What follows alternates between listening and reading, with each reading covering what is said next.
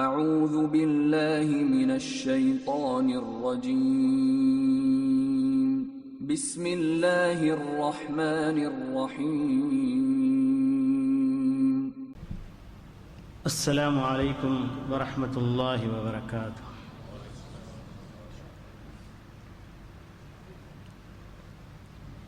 ان الحمد للہ نحمده ونستعینه ونستغفره ونؤمن به ونتوکل علیہ ونعوذ باللہ من شرور انفسنا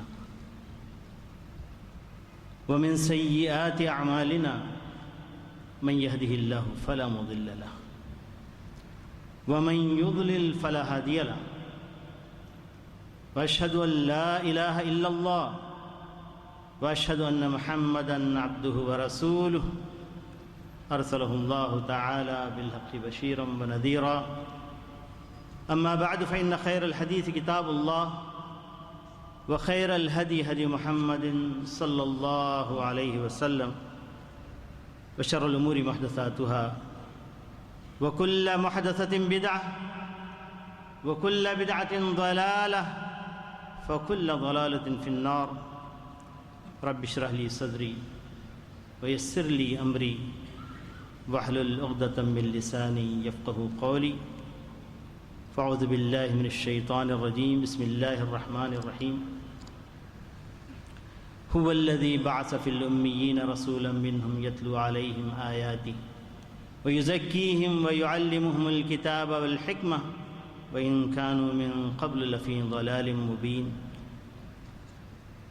وقال تعالى اليوم أكملت لكم دينكم وأتممت عليكم نعمتي ورضيت لكم الإسلام دينا۔ محترم علماء کرام، معزز برادران اسلام، آج کا یہ درس ایک اہم ترین موضوع پر مشتمل ہے۔ الحمدللہ آج کی اس اعلان پر یہ وجوہ نیرہ یا روشن چہرے، یہ کتاب و سنت کے شیدائی قرآن و حدیث کو چاہنے والے جمع ہوئے ہیں۔ اللہ تعالی ہماری اس محفل کو اور اس مجلس کو اس مجلس میں شمار کرے جس کا ذکر احادیث میں آتا ہے، مجتمع قوم فی بیت من بیوت اللہ یقرؤون القرآن ویتدارسونہ الا حفتهم الملائکہ ونزلت بهم الرحمہ وذکر اللہ عند من حولہ او کما ثبت۔ اللہ کے پیارے رسول صلی اللہ علیہ وسلم نے ارشاد فرمایا، جب کبھی کچھ لوگ اللہ کے گھروں میں سے کسی گھر میں جمع ہوتے ہیں، قرآن مجید کی تلاوت کی جاتی ہے اور اس کے سمجھنے اور سمجھانے کی کوشش کی جاتی ہے، ایسے میں اللہ کی رحمت ان پر نازل ہوتی ہے، فرشتے ان کو اپنے پروں میں گھیر لیتے ہیں۔ اتنا ہی نہیں بلکہ پروردگار عالم اپنے مجلس خاص ملأ اعلیٰ میں ان کا تذکرہ فرماتا ہے۔ اللہ تعالیٰ آج کی اس محفل کو، مجلس کو اس مجلس میں شمار فرمائے۔ محترم دوستو اور بھائی، قریب ہو جائیے، اس مبارک خوشخبری کے مستحق ہو جائیے تاکہ فرشتے ہمیں اپنے پروں میں لے لیں۔ میرے عزیز دوستو اور بھائیو، قرآن و حدیث کی دعوت اتنی پرانی دعوت ہے جب سے قرآن و حدیث اس دنیا میں نازل کیے گئے۔ آپ کو یہ سن کر تعجب ہوگا، آج تک ہم نے سنا ہے قرآن مجید نازل کیا گیا، آپ کہہ رہے ہیں کہ حدیث بھی نازل کی گئی۔ میرے عزیز دوستوں اور بھائیوں، ہاں حدیث بھی نازل کی گئی۔ قرآن و سنت پیارے نبی صلی اللہ علیہ وسلم پر نازل کیے جا رہے تھے، اور پیارے نبی صلی اللہ علیہ وسلم لوگوں کے سامنے ان کو بیان کیا کرتے تھے، اور اللہ کے رسول صلی اللہ علیہ وسلم کو پروردگار عالم کی طرف سے حکم ہوتا تھا، بلغ ما انزل الیک من ربک وان لم تفعل فما بلغت رسالتہ۔ اے محمد صلی اللہ علیہ وسلم، جو کچھ تمہارے اوپر نازل کیا جا رہا ہے اس کو پہنچا دیجئے۔ اگر آپ نے کام نہیں کیا، آپ نے رسالت کا حق ادا نہیں کیا۔ اگر صرف قرآن مجید کے پہنچانے کا حکم ہوتا تو اللہ تبارک تعالیٰ کہتا کہ بلغ القرآن، فرمایا بلغ ما انزل الیک من ربک، جو کچھ پروردگار عالم کی طرف سے تمہارے اوپر نازل کیا جا رہا ہے اس کو پہنچا دو۔ سچ کہا پیارے نبی صلی اللہ علیہ وسلم نے، اوتیت القرآن ومثلہ، مجھے قرآن مجید بھی دیا گیا اور اس کے ساتھ اسی جیسی کتاب، اسی جیسی وحی، حدیث بھی دی گئی۔ اللہ اکبر! قرآن مجید وحی جلی ہے تو حدیث پاک وحی خفی ہے، قرآن مجید وحی متلو ہے تو حدیث پاک وحی غیر متلو ہے۔ اور انہی دونوں چیزوں کو پیارے نبی صلی اللہ علیہ وسلم سکھایا کرتے تھے۔ ابھی سورہ جمعہ کی جو آیت آپ کے سامنے تلاوت کی گئی، هو الذی بعث فی الامیین رسولا منہم یتلو علیہم آیاتہ ویزکیہم ویعلمہم الکتاب والحکمہ، وہی ہے جس نے امیین میں سے ایک رسول کو مبعوث فرمایا، ان پر اللہ کی آیتوں کو پڑھ پڑھ کر سنایا کرتا تھا، اور ان کا تزکیہ انہیں پاک کیا کرتا تھا۔ وَيُعَلِّمُهُمُ الْكِتَابَ وَالْحِكْمَةَ، اور کتاب کی بھی تعلیم دیتا تھا اور حکمت کی بھی تعلیم دیتا تھا۔ مفسرین کرام نے جہاں حکمت کے مختلف معنی بیان کیے ہیں، ان میں سب سے زیادہ اہمیت حدیث پاک کو دیا ہے۔ یہاں پر حکمت سے مراد حدیث پاک ہے۔ یہ اللہ کا بڑا احسان ہے امت مسلمہ پر کہ اللہ تبارک و تعالیٰ نے اپنے دین اسلام کو قرآن و حدیث دونوں میں مقید کر دیا اور دونوں کی حفاظت فرما دی۔ فرمایا اللہ تبارک و تعالیٰ نے، اِنَّا نَحْنُ نَزَّلْنَا الذِّكْرَ وَإِنَّا لَهُ لَحَافِظُونَ، بے شک ہم ہی نے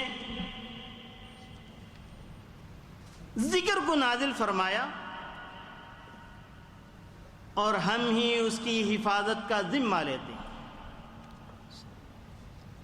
ابن حزم رحمۃ اللہ علیہ نے اس آیت کی تفسیر میں لکھا ہے کہ اگر اللہ تبارک و تعالیٰ کو صرف قرآن نازل کرنا مقصود ہوتا، قرآن کی حفاظت مقصود ہوتی،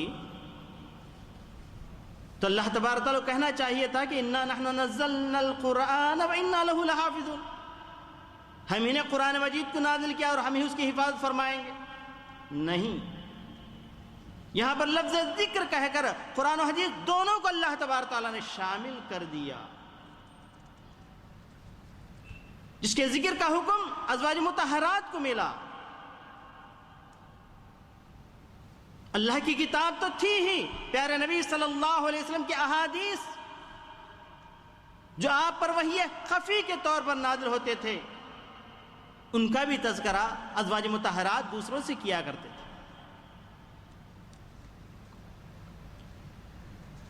حضرت عمرو بن العاص رضی اللہ عنہ، عبداللہ ابن عمرو بن العاص رضی اللہ تعالیٰ عنہ کے بارے میں بیان کیا جاتا ہے کہ ہر وہ چیز جو پیارے نبی صلی اللہ علیہ وسلم کے مبارک زبان سے نکلتی اس کو نوٹ کر لیا کرتے تھے. لوگوں نے کہا، اے عبداللہ تم کیا کر رہے ہو؟ پیارے نبی صلی اللہ علیہ وسلم کی ہر بات کو تم نوٹ کرتے جا رہے ہو. کبھی اللہ کے نبی صلی اللہ علیہ وسلم غصے میں ہوتے ہیں، کبھی خوشی میں ہوتے ہیں، کبھی دنیاوی معاملات میں ہوتے ہیں، پتہ نہیں آپ کی زبان سے کیا نکل رہا ہے، ہر چیز کو آپ نوٹ کرتے چلے جا رہے ہیں.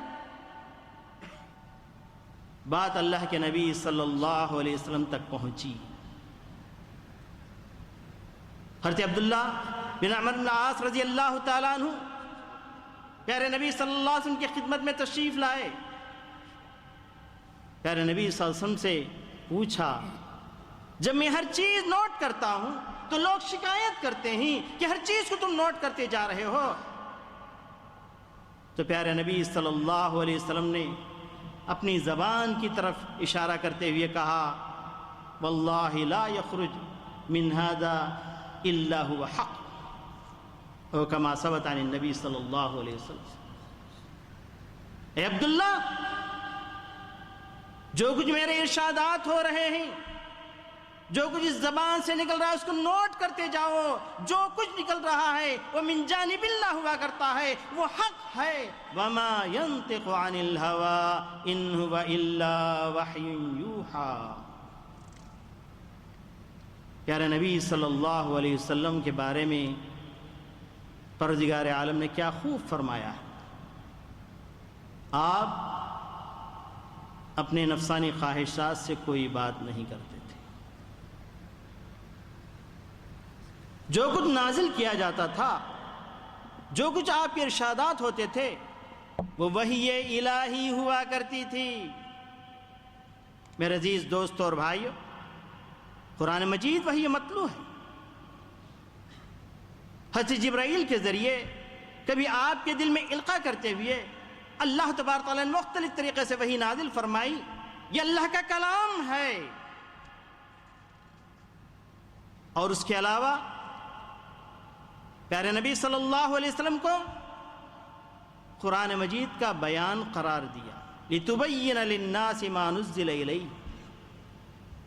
قرآن مجید جو آپ پر نازل ہو رہا ہے اس کے بیان کے لیے اللہ تبارک تعالیٰ نے تمہیں بھیجا ہے. چنانچہ محدثین کرام نے اس وحی غیر مطلوع کو، اس حدیث پاک کو 3 حصوں میں تقسیم کیا ہے. یہ ایک حدیث قولی جو پیارے نبی صلی اللہ علیہ وسلم کے ارشادات ہیں،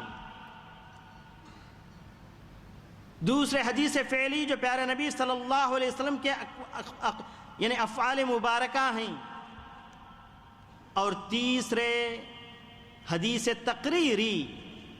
تقریری کا مطلب پیارے نبی صلی اللہ علیہ وسلم کے سامنے کوئی کام کیا گیا، پیارے صحابہ کرام رضوان اللہ علیہم اجمعین نے کوئی کام انجام دیا دین کے نام پر، اور اللہ کے رسول صلی اللہ علیہ وسلم اس کے اوپر خاموش رہے. اس کو حدیث تقریری کہا گیا. گویا کہ پیارے نبی صلی اللہ علیہ وسلم کی پوری زندگی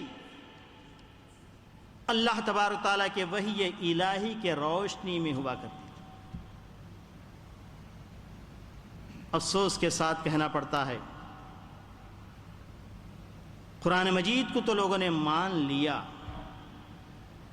حدیث پاک کی بات جب آئی تو لوگ گھبرا جاتے ہیں.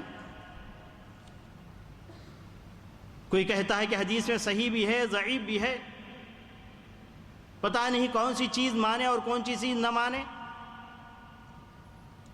سبحان اللہ، اللہ اکبر. اللہ تبارک تعالیٰ نے قرآن مجید کی جیسے حفاظت فرمائی ویسے احادیث کی بھی حفاظت فرمائی، بلکہ احادیث کی حفاظت کرنے والے ہر شخص کی زندگی کی اللہ تبارک تعالیٰ حفاظت فرمائی۔ پیارے نبی صلی اللہ علیہ وسلم نے ارشاد فرمایا، نضر اللہ عمران سمع منا مقالة فوعاها وأداها كما سمعها۔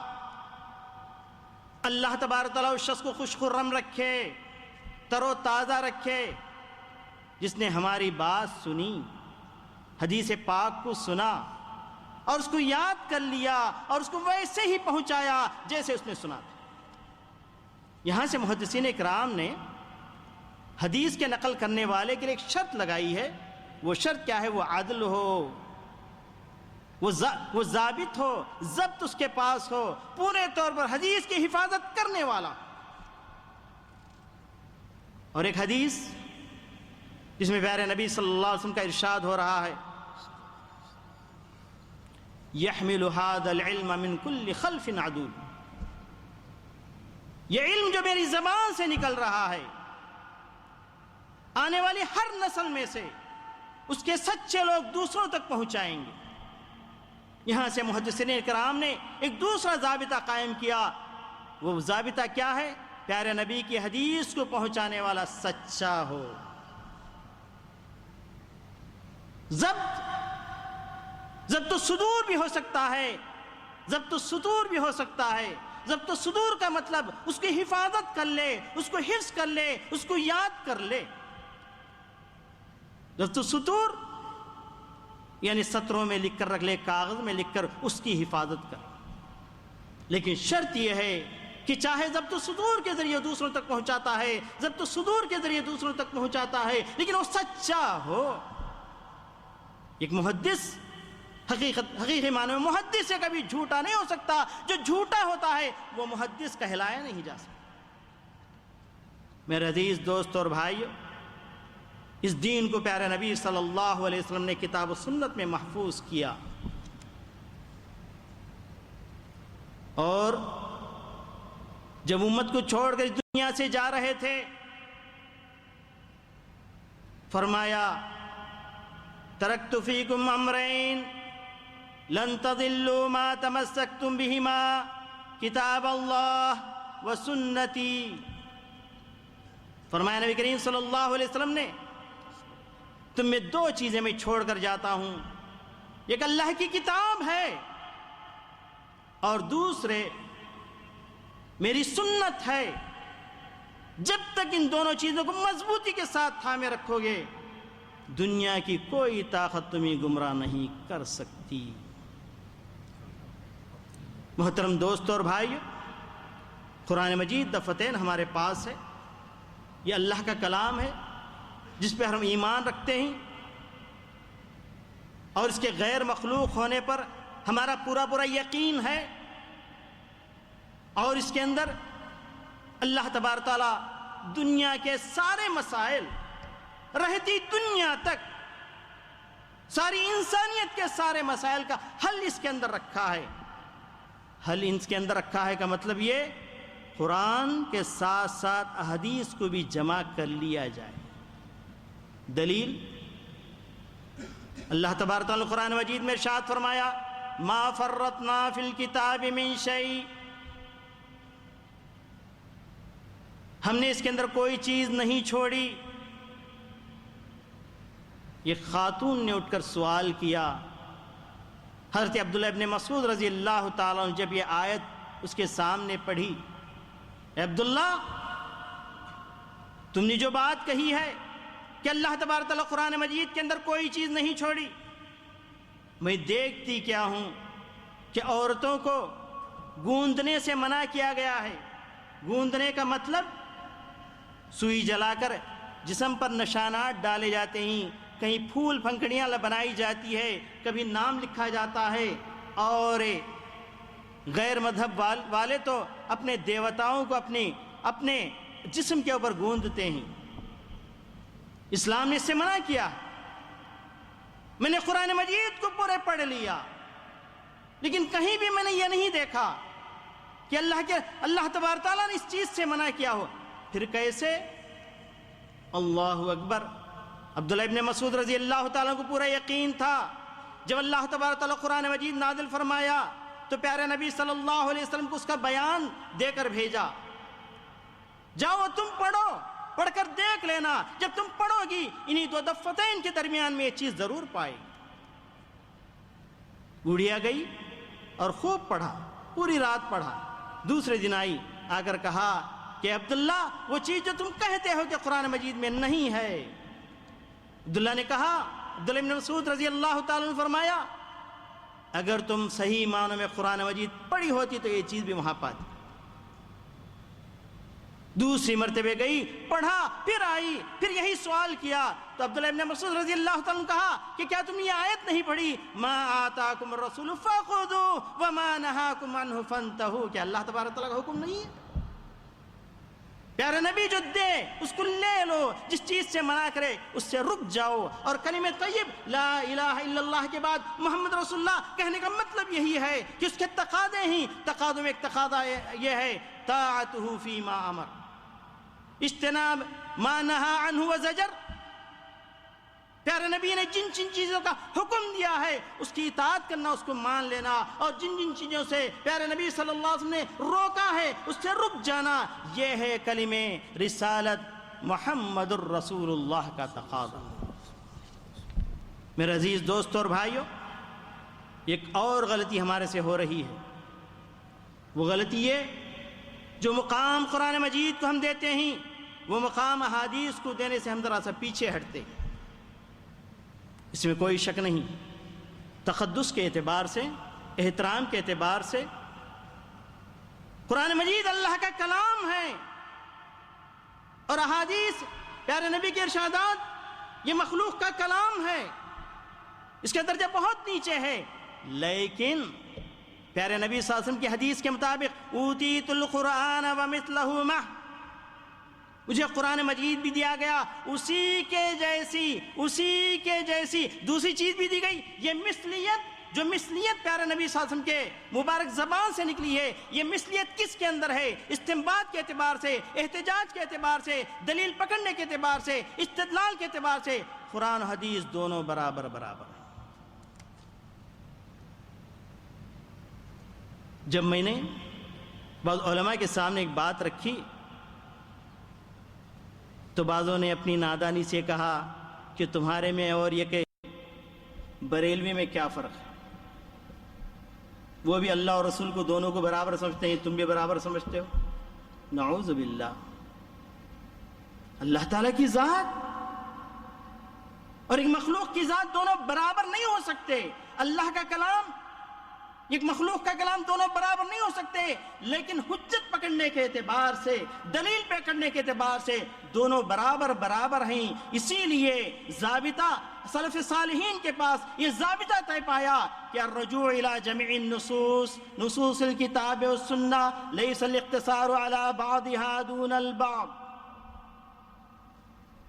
جب کبھی کوئی مسئلہ پیش آ جائے ہم کو رجوع کرنا پڑے گا قرآن مجید کے ان پورے نصوص کی طرف جو نصوص اس مسئلے سے متعلق ہیں، اسی طریقے سے جس طریقے سے آیات کی طرف لوٹے اسی طریقے سے پیارے نبی کے ان احادیث کی طرف جو احادیث اس مسئلے سے متعلق ہیں۔ جب دونوں کو دیکھ کر مسئلے کا استنباط کرنا پڑے گا، ورنہ آپ گمراہ ہو جائیں گے۔ ایک مرتبہ میرے ایک ساتھی ماجسٹر کا رسالہ لکھ رہے تھے، ایم اے کا رسالہ، اور ان کا تخصص تھا حدیث کے اندر رسالہ لکھ رہے تھے۔ تو ایک صاحب چلے آئے، بیچارے اپنا تعلق تبلیغی جماعت سے رکھتے تھے، اور میرا ساتھی کتابوں کے اندر اور لائبریری میں بیٹھا ہوا تھا، اپنی خاص لائبریری، اور یہاں سے وہاں تک کتابیں جڑی ہوئی ہیں۔ دیکھ کر تعجب میں پڑ گئے، اللہ اکبر، اتنی کتابیں آپ کو پڑھنا پڑ رہا ہے، اتنی کتابوں کی طرف آپ کو رجوع کرنا پڑ رہا ہے؟ کہا کہ میرے اہل حدیث ہونے کا جرم ہے، میرے ایک سلفی ہونے کا جرم ہے، جس کی وجہ سے ان ساری کتابوں کی طرف مجھے لوٹنا پڑ رہا ہے۔ یہ ایک مسئلے میں میں کوئی اور کسی فرقے کا ہوتا، اس فرقے کے جو امیر ہیں، جو قائد ہیں، ان کی کتاب کو لے لیتا اور کہتا کہ جو کچھ بھی ہے اسی میں ہے۔ آج ہمارے کچھ گمراہ فرقوں کو ہم دیکھ رہے ہیں، بلکہ ہم سے قریب رہنے والی جماعتوں کو بھی ہم دیکھ رہے ہیں۔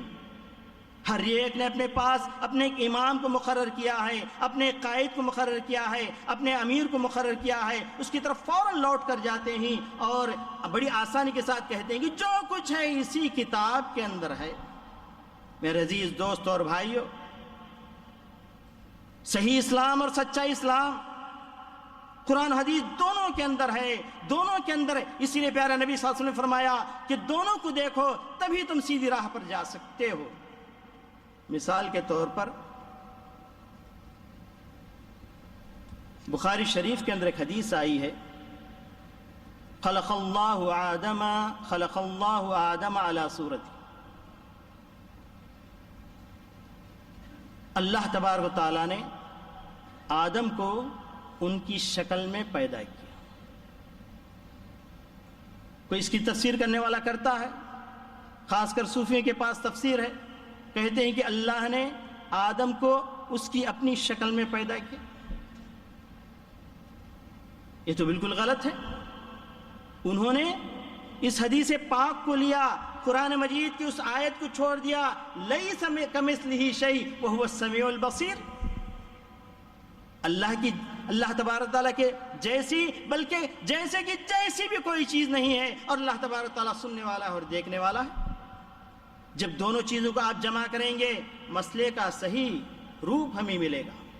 اللہ تبارک تعالیٰ قرآن مجید میں ایک جگہ ارشاد فرمایا ہے، فی ای صورت ما شاء رکبک، اللہ نے ایک ڈھانچہ بنایا اور ارشاد فرمایا جو ڈھانچہ ہم نے بنایا، جیسا ڈھانچہ جس کے لیے چاہا ویسا ڈھانچہ بنایا، اور اسی ڈھانچے میں اس کی صورت اور اس کی شکل ہم نے متعین کر دی۔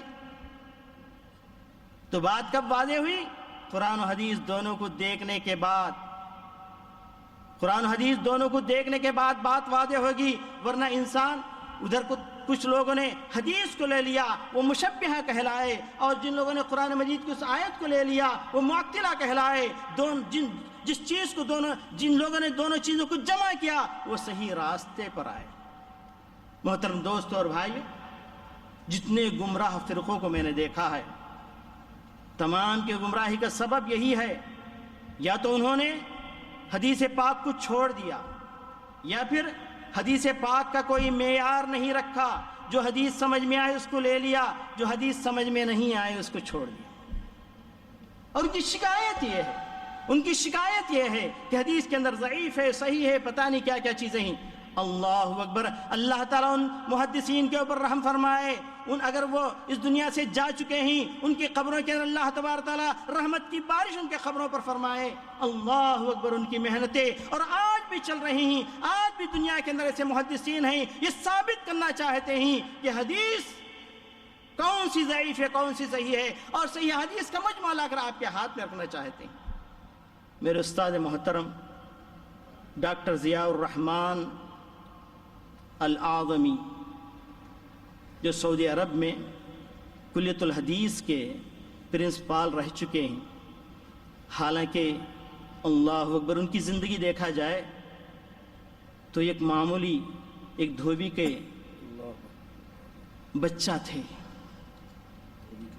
اللہ نے اسلام سے نوازا 25 سال کی عمر میں، انہوں نے پڑھا، حدیث کے اندر تخصص کیا۔ آج سعودی عرب کے کلیت الحدیث جو حدیث کا جو فیکلٹی ہے اس کے ڈین بنے، اور جس وقت انہوں نے ریٹائرمنٹ لیا کہا کہ آج سے میرا کام حدیث کا شروع ہو رہا ہے، اور انہوں نے کہا کہ تمام لوگ اس حدیث کو پڑھتے ہیں، ترکت فیکم امرین لن تضلوا ما تمسکتم بہما کتاب اللہ و سنتی، کتاب اللہ و سنتی، کتاب اللہ کے رسول نے چھوڑا ہے، قرآن مجید اٹھا کر دیتے ہیں اور کہتے ہیں کتاب اللہ یہ لے لو۔ اور حدیث کہیں بخاری شریف میں ہے، کہیں مسلم شریف میں ہے، کہیں ترمذی میں ہے، کہیں ابو داؤد میں ہے، کہیں دارمی میں ہے، کہیں فلاں کتاب میں، ہزاروں کتابیں، سینکڑوں ہزاروں کتابیں حدیث کی ہیں۔ آخر ہم امت کو کیسے کہیں کہ یہ لو حدیث لو، تم اس کے اوپر عمل کرو؟ انہوں نے سوچا، غور کیا، اور ان کے ذہن میں بات آئی دنیا کے اندر جتنی صحیح حدیثیں ہیں یہ ایک جگہ جمع کر دی جائے. چنانچہ انہوں نے اپنا کام شروع کیا اور کہا کہ کسی کتاب میں لکھنے جا رہا ہوں الجامع الصحیح، ایک ایسی کتاب میں لکھنے جا رہا ہوں جس میں کوئی صحیح حدیث چھوٹنے نہ پائے اور کوئی ضعیف حدیث کے اندر داخل ہونے نہ پائے.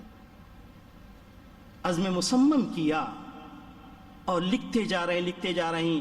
آج تک تقریباً 17 جلدیں نکل چکی، چھپ چکی ہیں اور کچھ باقی ہیں اور ان کا کام پورا ہو جائے گا. اور دنیا والوں کو ہم کہہ سکتے ہیں ترکت فیکم امرین لن تضلوا ما تمسکتم بہما کتاب اللہ و سنتی. یہ ہے کتاب اللہ لے لو، یہ ہے احادیث کا مجمع، صحیح احادیث کا مجمع لے لو. یہ اللہ کی شان ہے، یہ اللہ کا وعدہ ہے. جو قرآن و حدیث کی حفاظت کا جو اللہ نے وعدہ کیا اللہ تعالیٰ پورا کر رہا ہے. میرے عزیز دوستوں اور بھائیو، پیارے نبی صلی اللہ علیہ وسلم کا یہ دین محفوظ ہے، مصون ہے. ایک تو اللہ کے رسول صلی اللہ علیہ وسلم کا یہ دین کتاب و سنت کے اندر محفوظ ہے، اور اللہ تبارک تعالیٰ نے اس کی حفاظت کے اور بھی پیمانے مقرر کیے. زمانے کے اعتبار سے اللہ کے رسول صلی اللہ علیہ وسلم نے فرمایا خیر القرون قرنی ثم الذین یلونہم ثم الذین یلونہم. سب سے بہترین زمانہ میرا ہے. مطلب یہ کہ صحیح دین تم دیکھنا چاہے، قرآن حدیث کو دیکھنا چاہے تو پہلے اس زمانے میں چلے جاؤ جو میرا زمانہ تھا، اور اس کے بعد ثم الذین یلونہم، پھر اس کے بعد کا زمانہ، اس کے بعد کا زمانہ. 3 زمانوں کی گارنٹی دی کہ یہاں پر حدیث پاک اور قرآن مجید محفوظ ہے اور اس کے اوپر عمل کیا گیا ہے. وہاں دیکھ کر تم دین کو لو. جگہ کے اعتبار سے ان الایمان یعرض الی المدینہ کما تعرض الحیۃ الی جحرها بدا الاسلام غریبا وسیعود کما بدا غریبا. دنیا والوں کے سامنے قرآن حدیث کا مذہب، قرآن حدیث کا مذہب اچنبا ہو جائے، لیکن مدینہ منورہ والوں کے پاس ہے یہ اچنبا نہیں ہے. لوٹ کر صحیح دین وہاں پر آئے گا. اللہ تبارک تعالیٰ نے پیارے نبی صلی اللہ علیہ وسلم پر دین مکمل کر دیا. فرمایا اليوم اکملت لکم دینکم واتممت علیکم نعمتی ورضیت لکم الاسلام دینا. آج میں نے تمہارے دین کو کامل کر دیا، میری نعمت کو تم پر پوری کر دیا اور تمہارے لیے دین اسلام کو میں نے پسند کیا. دین کامل ہونے کے بعد کیا کسی کی جرت ہے کہ اس کے اندر ایک شوشہ بڑھایا جائے؟ کیا کسی کی جرت ہے کہ اس کے اندر ایک شوشہ گھٹایا جائے؟ نہیں. قرآن و حدیث کے اندر دین محفوظ ہے. اور فرمایا قرآن و حدیث کو بتا کر پیارے نبی صلی اللہ علیہ وسلم فرمایا وَأَنَّ هَذَا صِرَاطِي مُسْتَقِيمًا فَاتَّبِعُوهُ وَلَا تَتَّبِعُوا السُّبُلَ فَتَفَرَّقَ بِكُمْ عَنْ سَبِيلِهِ ذَلِكُمْ وَصَّاكُمْ بِهِ لَعَلَّكُمْ تَتَّقُونَ. یہ قرآن و حدیث کا سیدھا راستہ، اسی کی تم پیروی کرو. پیارے نبی صلی اللہ علیہ وسلم نے ایک لکیر کھینچ کہا کہ یہ سیدھا راستہ قرآن حدیث کا راستہ جو جنت کو جانے کا راستہ ہے، اور اس کے ادھر ادھر نبی کریم صلی اللہ علیہ وسلم نے لکیریں کھینچ کہا ھذا صراطی مستقیم فاتبعوا، اسی راستے کی پیروی کرو، اور دوسرے جو راستے نکلے ان کی پیروی نہ کرو، یہ تمہیں گمراہ کر دیں گے. ہر راستے کے اوپر ایک شیطان بیٹھا ہوا ہے. چنانچہ اللہ تبارک و تعالیٰ نے قرآن حدیث کی طرف اشارہ کرتے ہوئے فرمایا وَمَا كَانَ لِمُؤْمِنٍ وَلَا مُؤْمِنَةٍ إِذَا قَضَى اللَّهُ وَرَسُولُهُ أَمْرًا أَن يَكُونَ لَهُمُ الْخِيَرَةُ مِنْ أَمْرِهِمْ وَمَنْ يَعْصِ اللَّهَ وَرَسُولَهُ فَقَدْ ضَلَّ ضَلَالًا بَعِيدًا. قرآن کی شکل میں اللہ کی بات، حدیث کی شکل میں پیارے نبی صلی اللہ علیہ وسلم کی بات، دونوں موجود ہوتے ہوئے کسی مومن بندے کے لیے، کسی مومن عورت کے لیے اس بات کا اختیار نہیں کہ اللہ اس کے رسول کسی مسئلے کا فیصلہ کر دینے کے بعد کہ ان کے لیے بھی کوئی اختیار ہو، فلاں کے پاس جائے، فلاں کے پاس جائے، اس کا کوئی اختیار نہیں. اچھا اس کو ادھر کر، اس کو ادھر سے کر، اس کو ادھر سے آگے کر. تو ذرا دور ہی بیٹھ جائیں گے. ہاں کوئی بات بھی آگے کر. کوئی بات. اس کو ادھر کر، تھوڑا ادھر کر، اس طرف کر. اور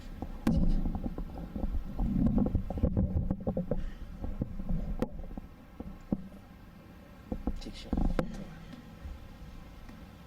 میرے عزیز دوستوں اور بھائیوں، کہنے کا مطلب یہ ہے قرآن و حدیث سے دین مکمل ہو گیا اور اللہ کے رسول صلی اللہ علیہ وسلم نے امت کو بتا دیا اور دین کو اللہ تبارک تعالیٰ نے محفوظ کر لیا، لیکن سو یہ اتفاق کہیے، ہماری یہ بدنصیبی کہیے کہ ہندوستان کے اندر جو اصل دین قرآن و حدیث کا دین ہے وہ اچنبے کا اچنبا رہ گیا۔ اس کی ایک تاریخ ہمیں بتاتی ہے، اس کی تاریخ ہمیں بتاتی ہے۔ تاریخ پڑھنے والے، جو عقائد کی تاریخ پڑھنے والے، وہ اچھی طریقے سے جانتے ہیں ہند پاک کی تاریخ کیا ہے۔ مولانا عبدالحی لکھنوی رحمۃ اللہ علیہ نے ایک کتاب لکھی ہے الثقافۃ الاسلامیہ فی الہند، اس کے اندر انہوں نے لکھا ہے 3 صدیوں تک، یعنی پیارے نبی صلی اللہ علیہ وسلم کی اس دنیا میں بھیجے جانے کے بعد 300 سال تک جو کچھ اسلام عربوں کے ذریعے ہندوستان میں پہنچا، قرآن و حدیث کے علاوہ کوئی اور چیز نہیں تھی، صرف اور صرف قرآن مجید، اس کے علاوہ کوئی چیز نہیں تھی۔ یا تو محمد بن قاسم رحمۃ اللہ علیہ کے اسے ان فتوحات کے ذریعے اسلام پہنچا، یا پھر ان تجار کے ذریعے پہنچا جو عرب کے تجار تھے، ساحل علاقے میں سے ہندوستان کے اندر داخل ہوئے۔ لیکن 300 سال کے بعد جو درہ خیبر کے راستے سے جو اسلام پہنچا، جس کے اندر فتوحات غزنوی، فتوحات غوری اور اس کے علاوہ جو دوسرے فتوحات تھے، وہ خود لکھتے ہیں کہ وہ دین خالص نہیں تھا۔ دنیا کے جتنے فلسفے تھے، جتنی اشریت تھی، جتنی ماتریدیت تھی اور جتنی نقشبندیت تھی، جتنی سہروردیت تھی، یہ سارے مسالک کو لے کر وہ اسلام پہنچا، اور یہی اسلام مسلمانوں کو قرآن حدیث سے دور کر دیا۔ 300 سال تک لوگ علماء کرام سے مسائل پوچھتے تھے تو وہ لوگ سوائے قرآن و حدیث کے کسی اور کے ذریعے مسائل کا استنباط نہیں کرتے تھے، مسائل کا حل نہیں پیش کرتے تھے۔ اور یہ سچ ہے، امام اہل السنت والجماعہ امام احمد بن حنبل نے بہت پہلے فرمایا تھا، کہا کہ فتوحات کے ذریعے، جو صحابہ کی زندگی میں جو فتوحات ہوئے، ان فتوحات کے ذریعے ساری دنیا کے اندر اسلام پہنچ گیا۔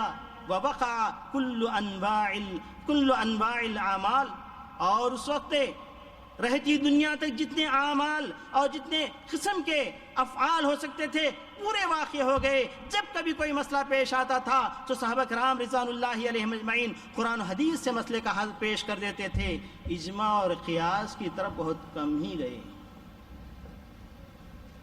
یہ احمد بن حنبل رحمۃ اللہ علیہ کا قول ہے۔ لیکن میرے دوست اور بھائیو، قرآن و حدیث سے ہٹ کر جو درہ خیبر سے افغانستان کے راستے سے جو اسلام پہنچا، اس اسلام کو لوگوں نے اپنا لیا۔ یہ میری اپنی بات نہیں، ایک مستشرق کی بات ہے۔ ایک مستشرق جس کا نام ہے گولزیہر، اپنی کتاب العقیدہ والشریعہ کے اندر لکھتا ہے کہ 2 تیار تھے، ایک قرآن حدیث کی ایک اتجاہ تھی اور دوسرے مذاہب سے ملا ہوا علم کلام اور فلسفے سے ملا ہوا ایک دین تھا۔ یہ ایک اتجاہ تھی، وہ اتجاہ امام غزالی کی اتجاہ تھی، اور یہ قرآن حدیث کی اتجاہ ابن تیمیہ رحمۃ اللہ علیہ کی اتجاہ تھی۔ وہ لکھتا ہے اگرچہ کہ ابن تیمیہ رحمۃ اللہ علیہ وسائق قدیمہ سے بات کرتے تھے، صحیح احادیث سے بات کرتے تھے، لیکن امت نے ان کی بات پر اتفاق نہیں کیا، بلکہ امام غزالی کی بات پر اتفاق کیا، اس لیے کہ اس کے اندر ان کا من مانی مذہب تھا۔ چنانچہ کہتا ہے یہ قبے، یہ جبے اور یہ درگاہیں اور یہ جھنڈے، یہ عرس جتنے بھی ہیں، اس کے اوپر عوام الناس کا اجماع ہو چکا ہے، اور وہ دین جو کتاب و سنت کا دین ہے اس کو بیان کرنے والے اگرچہ کہ قرآن و حدیث سے بیان کرتے ہیں، لیکن وہ لوگ اس زمانے کے خوارج ہیں۔ جس طریقے سے صحابہ کرام رضوان اللہ علیہم اجمعین کے زمانے میں خوارج سے لڑائی کی گئی، ان کو قتل کیا گیا۔ اے امت کے لوگوں، اے اپنے آپ کو اہل سنت والجماعت کہلانے والو، جاؤ اور ان کو قتل کر دو جو قرآن حدیث کی بات کرتے ہیں۔ دشمنوں کی خواہش ہے، دشمنوں کی تمنا ہے۔ اللہ اکبر، قرآن حدیث سے جب ہمارا راستہ ہٹ گیا، مولانا ابوالکلام آزاد رحمۃ اللہ علیہ اپنی کتاب میں رقم تراس ہیں، لکھتے ہیں، تذکرہ میں لکھتے ہیں کہ دین قرآن حدیث سے دور ہوتا گیا، دور ہوتا گیا، دور ہوتا گیا. پورا ہندوستان شبہ قارہ ہندیہ پورے طور پر صوفیت کے اندر ڈوب گیا، اور سارے علماء ایک زبانی کہنے لگے وحدت الوجود کے قائل ہو. اور معاملہ آگے بڑھتے بڑھتے اکبر جیسا بادشاہ پیدا ہوا تو دین الہی تک ہم لوگ پہنچ گئے، جہاں کلمہ بھی بدل گیا تھا، سلام کا رواج بھی بدل گیا تھا. اللہ اکبر یعنی اکبر بہت بڑا ہے، جل جلالہ اس کا جواب تھا. ہندوستان کی حالت ہو گئی تھی، قال اللہ قال رسول ختم ہو گیا تھا. اور خود دلی کے جامع مسجد کے اندر ہے، ایک شخص جا کر رفع الیدین سے نماز پڑھتا ہے تو اس کو کہا جاتا ہے تم کہاں سے یہ چیز مسئلہ لے کر آئے؟ وہ کہتا ہے قال قال رسول اللہ. اس سے کہا جاتا ہے مارا حدیث چیکار گر قول امام داری بیار. حدیث سے ہمیں کیا کام ہے؟ اگر کسی امام کا قول ہے تو لے کر آ. دین الہی تک معاملہ پہنچ گیا. خود ابو الکلام آزاد رحمۃ اللہ علیہ تذکرہ کے اندر یہ بات بھی نوٹ کرتے ہیں اور غور کرنے کی بات ہے. کہا کہ مجدد الف ثانی سر ہندی سید احمد سر ہندی رحمۃ اللہ علیہ، ان کو مجدد الف ثانی کہا گیا. ان کا کام کیا تھا؟ انہوں نے بس اتنا ہی کیا کہ لوگوں کو وحدت الوجود سے نکال کر وحدت الشہود میں لایا. اتنا وہ کر سکے. کیا مطلب؟ پورا ہندوستان کہتا تھا کہ اللہ کا وجود مخلوق کا وجود الگ نہیں ہے، دونوں کا وجود ایک ہی ہے. لیکن سر ہندی رحمۃ اللہ علیہ نے للکار اور کہا نہیں، دونوں کا وجود الگ الگ ہے. مگر صوفیوں کی بات رکھنی تھی، اس لیے کہا کہ صوفی جب وجد میں آتا ہے 3 تاریکی میں پہنچ جاتا ہے، رات کی تاریکی، کمرے کی تاریکی اور آنکھ بند کرنے کی تاریکی، اس وقت اللہ تعالیٰ اور مخلوق دونوں اس کو ایک نظر آتے ہیں. وحدت شہود ہے یہ، ورنہ خالق الگ ہے مخلوق الگ ہے. اتنا قائل کروا سکے. اور وہاں سے پھر دنیا، ہندوستان کی دنیا لوٹ کر پھر کتاب و سنت کی طرف آ رہی ہے. شاہ ولی اللہ محدث دہلوی رحمۃ اللہ علیہ نے بتایا ہاں بھائی دین اسلام کے 2 اتجاہ ہو گئے تھے، ایک اہل الرائے کی اتجاہ، ایک اہل الحدیث کی اتجاہ. اہل الحدیث کی اتجاہ کی لینے کی ضرورت ہے. اور جب وہ مکے کے سفر سے واپس آئے اور کہا تم فلسفہ علم کلام کو لے کر بیٹھے ہو، یہ دین ہو نہیں سکتا، دین ما قال اللہ و ما قال الرسول. اور لیکن وہ بھی کھل کر نہیں بتا سکے. تاریخ شاہد ہے وہ بھی کھل کر نہیں بتا سکے. پھر اس کے بعد شاہ اسماعیل شہید رحمۃ اللہ علیہ کا زمانہ آیا. اس وقت دہلی کے جامع مسجد کے سیڑھیوں پر للکارا اور کہا قال اللہ قال رسول کا نعرہ وہاں پر انہوں نے بلند کیا. پھر لوگ آہستہ آہستہ اس دین کی طرف آئے. اللہ تبارک و تعالیٰ نے اس زمانے میں ایک مملکت قرآن و حدیث کے ماننے والوں کو اللہ تبارک و تعالیٰ نے دے دی. اس زمانے سے رائے اور فلسفہ علم کلام کے طرف پوری دنیا چل جا رہی تھی. خلفائے راشدین کا زمانہ گزرا، خلفائے بنو امیہ کا زمانہ گزرا، خلفائے بنو عباسیہ کے زمانے میں علم کلام اور فلسفہ سارے دین اسلام کے اندر آنے لگے. شیخ الاسلام تیمیہ رحمۃ اللہ علیہ ایک جگہ لکھتے ہیں اللہ اکبر، اگرچہ کہ اہل کلام اور فلسفہ کو اوقاف ملے، حکومتیں ملی، اوقاف ملے، حکومتیں ملی اور قضاءات ان کے ہاتھ میں آئے، لیکن اہل کلام اور اہل فلسفہ جب اہل نصوص کے سامنے آئے تو اپنی تلواروں کو نیچے ڈال دینا پڑا، ہار گئے. الحمدللہ آج ہمیں صحیح دین ملا ہے. آج قرآن و حدیث ڈنکے کی چوٹ کی طریقے سے وسائل اعلام کے اندر آ چکا ہے. حدیث پاک کو لوگوں نے جمع کر لیا ہے اور ایک ایک حدیث کی تشریحات ہمارے سامنے آ رہی ہیں. قرآن مجید کا صحیح ترجمہ آج ہمارے سامنے آ چکا ہے. ایک زمانے میں ہندوستان کے اندر جب سب سے پہلا ترجمہ کیا گیا تو کفر کا فتویٰ لگا. کس کو؟ شاہ ولی اللہ محدث دہلوی رحمۃ اللہ علیہ. لیکن آج الحمدللہ آج کے زمانے میں کچھ لوگ ایسے پائے جاتے ہیں قرآن کو خود سمجھنے کی کوشش نہ کرو گمراہ ہو جاؤ گے. نہیں، بات ایسی نہیں ہے۔ اللہ تبارک تعالیٰ قرآن مجید کو بہت آسان کر دیا ہے۔ قرآن مجید کو پڑھیے جس کے تراجم ہیں، جس کے تفاسیر ہیں، اور احادیث کو پڑھیے جس کے ترجمے آپ کے سامنے آ چکے ہیں، اور ہر دن کے لیے ایک اپنا ورد رکھ لیجئے۔ قرآن مجید کی ایک آیت پڑھیں گے اور حدیث پاک میں سے ایک حدیث، صحیح حدیث پڑھیں گے، اور دونوں کو اپنی زندگی میں لانے کی کوشش کیجئے۔ یہی دعوت الکتاب والسنہ۔ میرے عزیز دوست اور بھائیو، وقت تو ختم ہو چکا ہے، اور میں چاہتا تھا کہ وہ تمام یعنی امور کو میں واضح کروں۔ قرآن مجید اور احادیث سے دور کرنے کے لیے علماء کو سبب بنے تھے، لیکن ان کو چھوڑ کر میں چاہتا ہوں 10 منٹ میں صرف ان امور کو میں بتاؤں گا۔ اگر آپ قرآن و حدیث کے اوپر جم کر رہنا چاہتے ہیں تو منہج سلف کو اپنائیے۔ منہج سلف کے چند ضوابط آپ کے سامنے رکھ کر میں اپنی بات کو ختم کرنا چاہتا ہوں۔ دیکھیے، سب سے پہلی بات، قرآن و حدیث کے اوپر آپ جم کر رہنا چاہتے ہیں، سب سے پہلا ضابطہ ہے الایمان بجمیع النصوص من الکتاب والسنہ۔ پورے کا پورا ایمان و یقین ہو اللہ کی کتاب پر اور پیارے نبی کے احادیث پر، یہ سارے کے سارے من جانب اللہ ہیں، ذرا برابر بھی ڈلم الیقین نہ ہو۔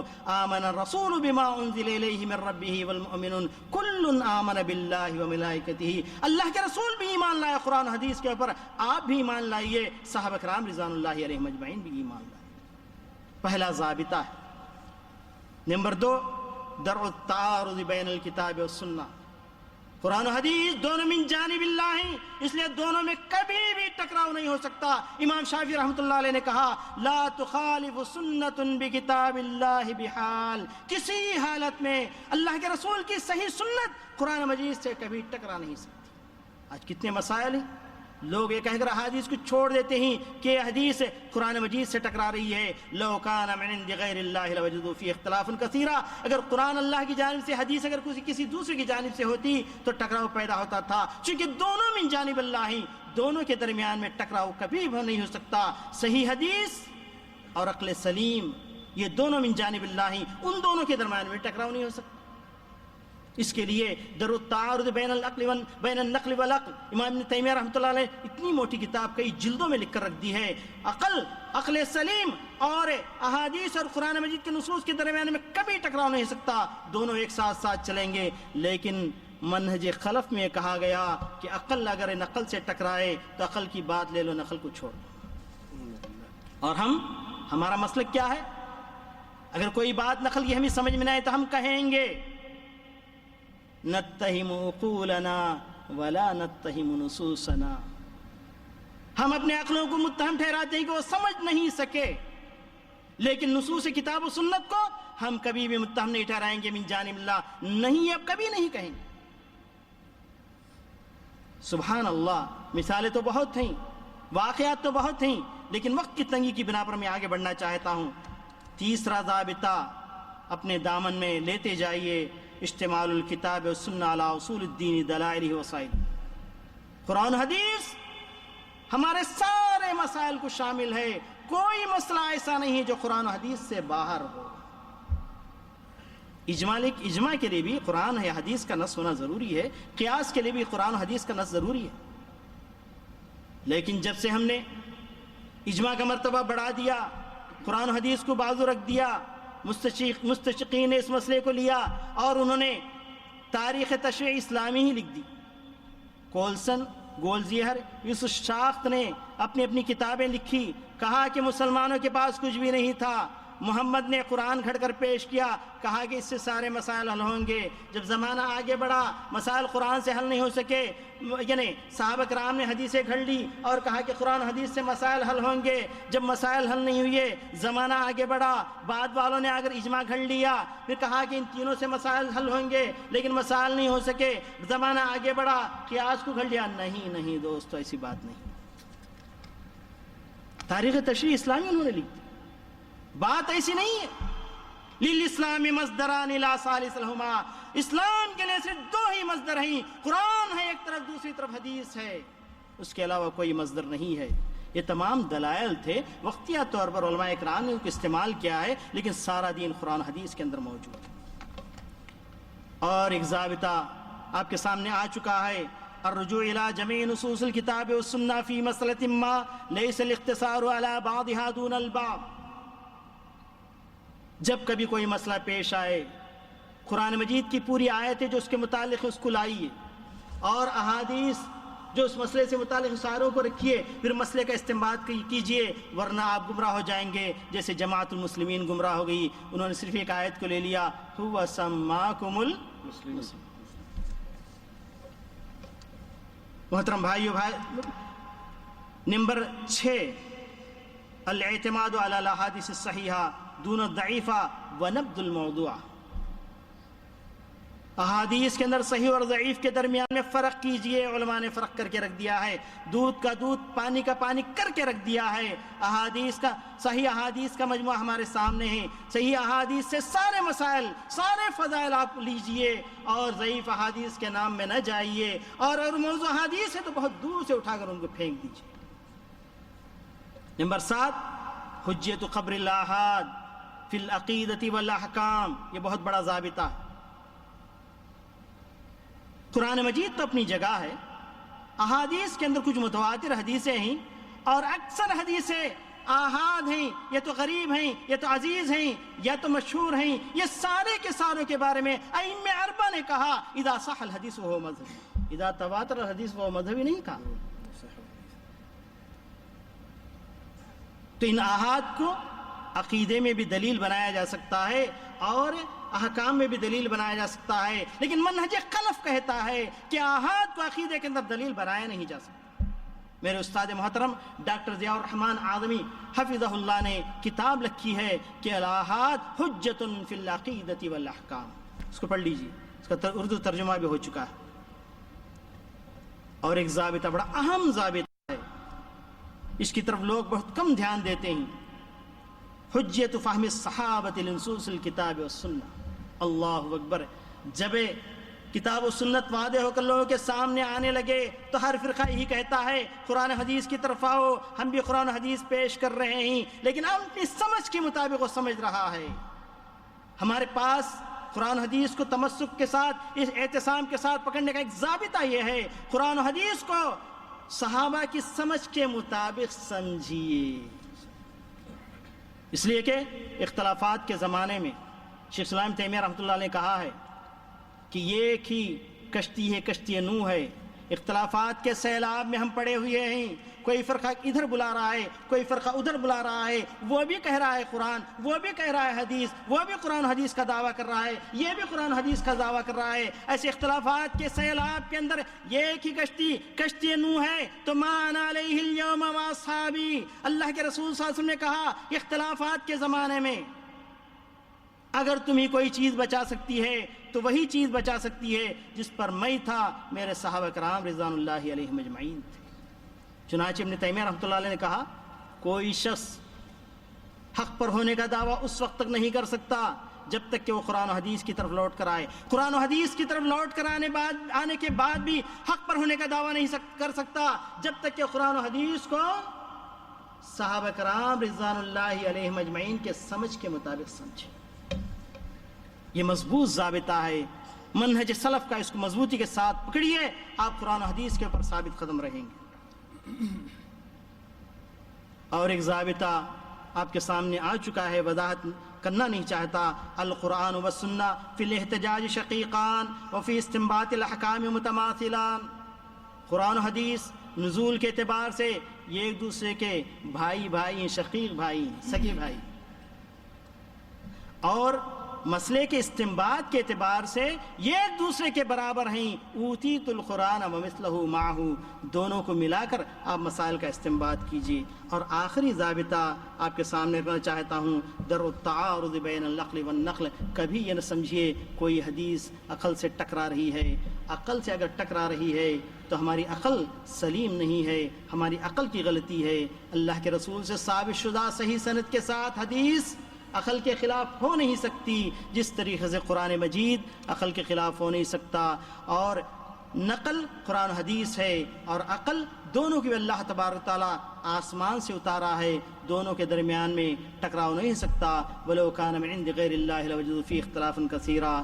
دونوں یہ ایک دوسرے کے ساتھ دیتے ہیں اور مسائل کے استنباط ہوتا ہے۔ اللہ تعالیٰ مجھے اور آپ کو تمام مسلمانوں کو قرآن و حدیث کی طرف لے آئے، قرآن و حدیث کے اوپر ہمیں جما دے اور اسی سے اپنے مسائل کو لینے کی توفیق عطا فرمائے، اسی کی طرف لوٹ کر آنے کی توفیق عطا فرمائے، قرآن حدیث کو عام کرنے کی ہمیں توفیق عطا فرمائے، قرآن حدیث کو بار بار پڑھنے اور سمجھنے کی ہمیں توفیق عطا فرمائے، قرآن حدیث کا پرچار دنیا کے اندر کرنے کی توفیق عطا فرمائے، تو جب تک دنیا میں رہے قرآن حدیث کے اوپر باقی رہنے اور صحابہ کے سمجھ کے مطابق سمجھنے کی ہمیں توفیق عطا فرمائے۔ ربنا تقبل منا انك انت السميع العليم وتب علينا انك انت التواب الرحيم واخر دعوانا الحمد لله رب العالمين والسلام عليكم ورحمة الله وبركاته۔ السلام علیکم ورحمۃ اللہ وبرکاتہ۔ سامعین محترم، بھائیو، دوستو، ماشاءاللہ ڈاکٹر سعید احمد عمری صاحب بہت ہی اچھے انداز میں قرآن و سنت کی، قرآن و حدیث کی اہمیت اور اس کی حقیقت واضح کر رہے تھے، اور یہ بتا رہے تھے اللہ کے فضل و کرم سے کہ صحیح دین ہندوستان میں کس طرح پہنچا اور ملا ہوا دین وہ کس طرح پہنچا، اور یہ بات بالکل صحیح ہے، اٹل ہے۔ فلسفہ اور کلام وہاں سے پہنچا اور سندھ کے راستے سے صحیح اسلام پہنچا صحابہ کے ذریعے سے، اللہ کے فضل و کرم سے۔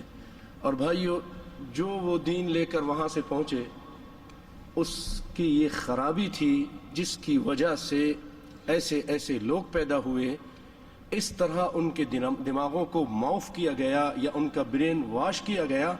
آپ کے سامنے ایک بات رکھتا ہوں، آپ حیران ہو جائیں گے کہ یہ کسی مسلمان کی بات ہے، یہ کسی کلمہ پڑھنے والی کی بات ہے، یقین نہیں کریں گے، لیکن ایک بڑے عالم کی بات ہے، ایک بڑے عالم کی بات ہے۔ جناب ایک بہت بڑے عالم گزرے ہیں، کتاب لکھی ترمذی کی شرح کرتے ہوئے، حدیث بیع الخیار ہے، اس میں حضرت صاحب بہت بڑے عالم، ان کے پوتے ادھر آئے ابھی پچھلے دنوں، میں نام نہیں لیتا ہوں، بہت بڑے عالم ہیں، ان کے بارے میں یہ کہتے ہیں وہ لوگ کہ اگر کوئی ہندوستان میں نبی ہوتا تو وہ ہوتا کشمیری صاحب۔ اتنا سمجھ لو کون سے کشمیری صاحب، کاشمیری بھی بولتے ہیں، کشمیری بھی بولتے ہیں۔ تقریض ترمذی میں نے خود پڑھا اور اس کے اندر بیع الخیار لکھتے ہیں، یعنی بیع خرید فروخت میں اختیار کا معاملہ، اس میں رسول اللہ صلی اللہ علیہ وسلم کی حدیث بیان کی جاتی ہے، اور اس کے بعد وہ امام شافعی کا مسلک بیان کرتے ہیں، اور پھر اس کے بعد سنیے، ذرا سنیے، کان کھول کر سنیے کہ اس جو در خیبر سے جو دین آیا وہ اس کیا خرابیاں ساتھ لایا اور لوگوں کو کس طرح اس نے خراب کیا کہ ان کے دماغ معاف ہو چکے، اور اب تک معاف ہے الا من رحم ربی۔ جن کو اللہ ہدایت دے رہا ہے وہ آ رہے ہیں ادھر ہی سے نکل کر آ رہے ہیں، بڑے بڑے علماء آئے ہیں اللہ کے فضل و کرم سے وہاں پر۔ تو پھر اس کے بعد وہ اپنے امام کا مسلک بیان کرتے ہیں، امام الاعظم صاحب کا مسلک بیان کرتے ہیں، حالانکہ امام الاعظم صرف محمد مصطفیٰ ہے، محمد صلی اللہ علیہ وسلم کے علاوہ کائنات میں کوئی امام الاعظم نہیں، لیکن وہ ایک اور صاحب کو امام الاعظم سمجھتے ہیں۔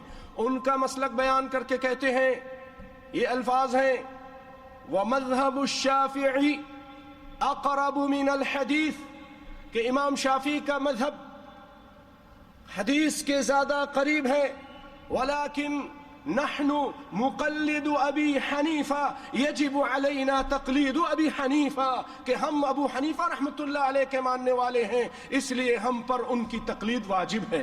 کیوں حضرت، یہ ہے کہ نہیں ہے؟ یہ اسی طرح ہے، بالکل اسی طرح۔ سوچئے کیا کوئی یہ مسلمان یہ بات کر سکتا ہے، کلمہ پڑھنے والا، کہ نبی کی حدیث واضح ہو گئی، اس کو سمجھ بھی آ رہا ہے کہ نبی کی حدیث ہے، لیکن وہ کہتا ہے کیونکہ ہم اپنے امام کے ماننے والے ہیں، امام کی بات جب آ گئی تو نبی کی صحیح حدیث بھی نہیں مانیں گے۔ یہ وہ جو وہاں سے در خیبر سے اور وہاں سے جو دین افغانستان سے چلا نا، اس نے ہمارے دماغوں کو اس قدر خراب کر دیا۔ تو بھائیوں، کائنات کے امام فخر الانبیاء محمد مصطفیٰ صلی اللہ علیہ وسلم تشریف فرما ہے، آپ نے ایک فیصلہ کیا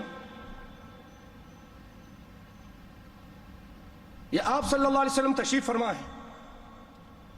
آپ کے ایک صحابی حضرت سیدنا عمر رضی اللہ تعالیٰ عنہ تشریف لے آتے ہیں. تورات کے کچھ اوراق ہیں جو موسیٰ علیہ السلام پہ نازل ہوئی، اس کو پڑھنے لگتے ہیں. آپ کا چہرہ متغیر ہو رہا ہے، آپ کو غصہ آ رہا ہے کہ یہ مجھ محمد مصطفیٰ کے بعثت کے بعد، آ جانے کے بعد موسیٰ علیہ السلام کی کتاب کو پڑھتا ہے. آپ کو غصہ آ رہا ہے. سیدنا ابو بکر رضی اللہ تعالیٰ عنہ فرماتے عمر تیری ماں تجھے گم پائے، ثقلت کا امک یا عمر، تیری ماں تجھے گم پائے، تو دیکھتا نہیں رسول اللہ کی کیا حالت ہو رہی ہے. فوراً کتاب سمیٹ دی، کہنے لگے رضیت باللہ ربا وبالاسلام دینا وبمحمد صلی اللہ علیہ وسلم نبیا ورسولا.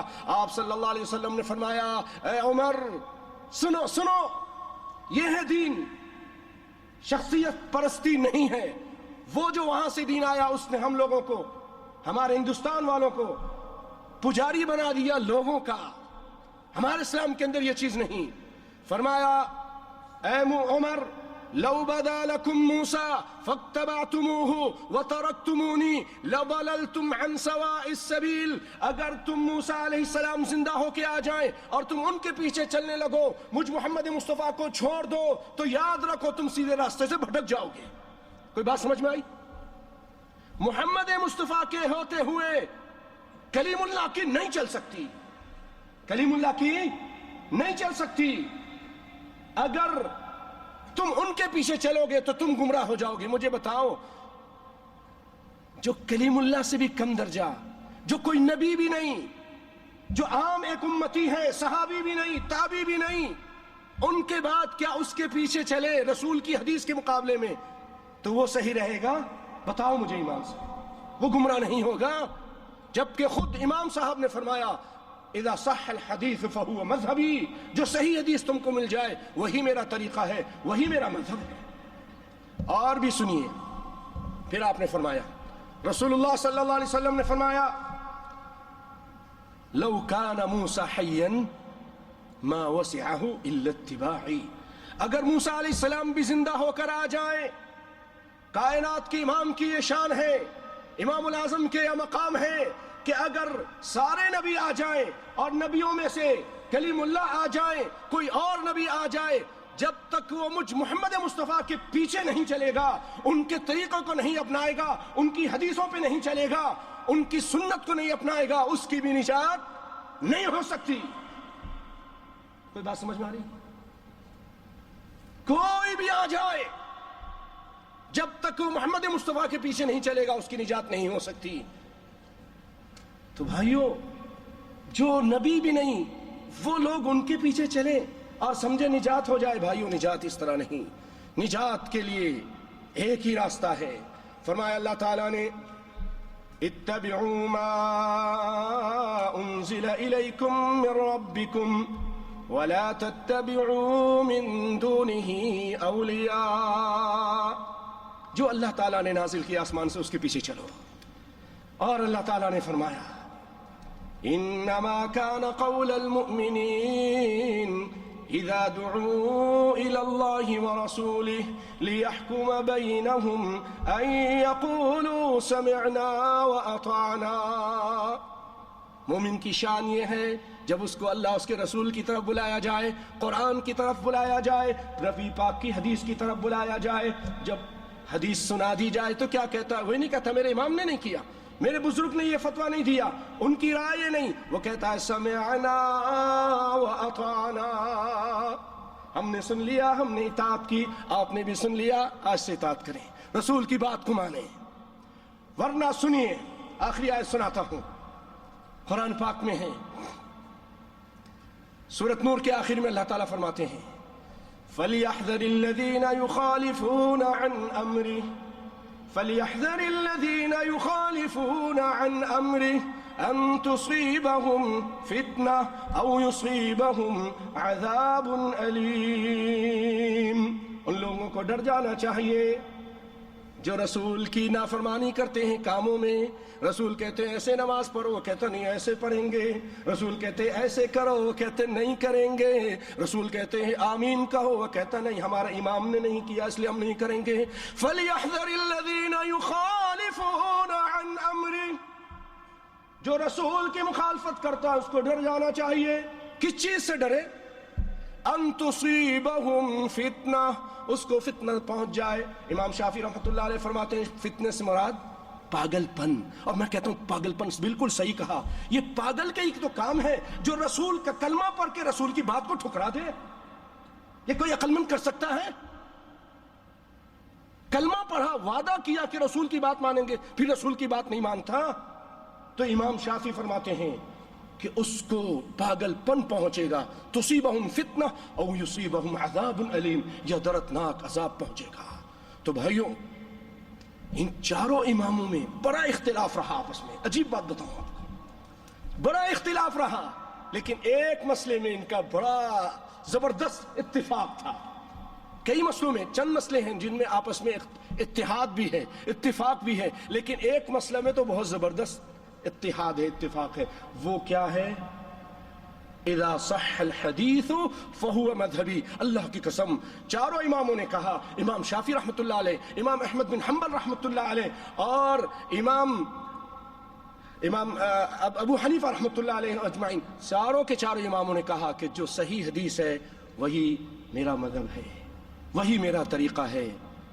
اللہ تعالی ہم سب کو قرآن و سنت کی ان محفلوں پہ آنے، سننے، سمجھنے کی توفیق عطا فرمائے.